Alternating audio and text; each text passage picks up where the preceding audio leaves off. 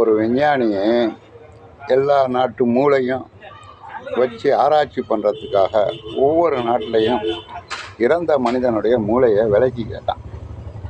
அப்போ தென்னாப்பிரிக்காக்காரன் என் நாட்டு மூளை 1 கோடி ரூபான்னு, ஆஸ்திரேலியாக்காரன் என் நாட்டு மூளை 2 கோடி ரூபான்ட்டான். ஜப்பான் நாட்டை கேட்டான், அவன் என் மனிதனுடைய மூளை, செத்த மனிதனுடைய மூளை 3 கோடி ரூபான்ட்டான்.